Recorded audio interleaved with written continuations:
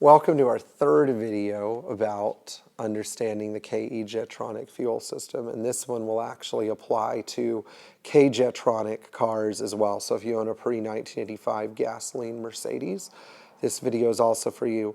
In this video, I'm going to talk about how to protect your fuel distributor from sudden death.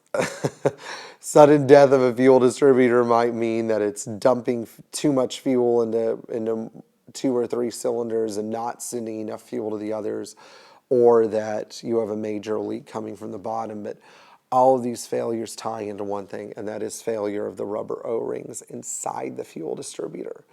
Now, a lot of people ask me, can I replace these myself?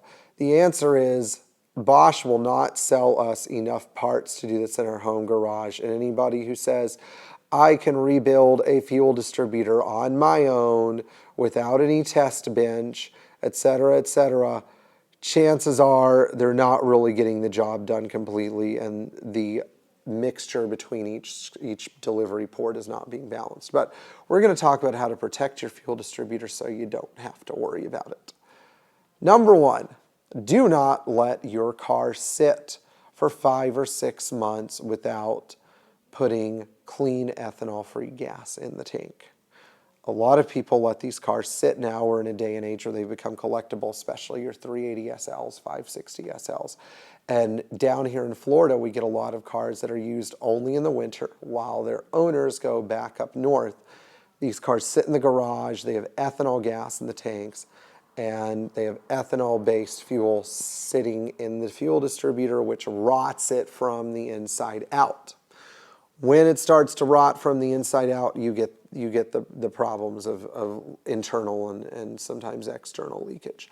So, item number 1, ethanol-free fuel. Number 2, if you can't get ethanol-free fuel, Lucas makes a wonderful anti-ethanol additive that you can use while you're driving your car regularly. If you are using the car regularly, it's a good idea to use an anti-ethanol additive because it not only makes the car more efficient, but it helps mitigate the effects of ethanol on the interior rubber parts. Finally, when it comes to fuel distributors, if you're starting to experience a few problems already, you need to make sure they're actually fuel distributor problems and not vacuum leaks or ignition problems. One of the best ways you could prevent your car being tampered with is ascertain that the ignition is healthy. If you're using the wrong spark plugs, which I've talked about in other videos, or you have major vacuum leaks, then these are not going to behave very well. So I would strongly encourage a good assessment of your vacuum and ignition systems first. Anyway, thank you so much for tuning in today. I hope you watch all 3 of these videos, and if you haven't subscribed yet, please do. We'd love to hear more from you, and we'd love your questions. And of course, we want you to continue to enjoy driving your Mercedes-Benz. Have a great day.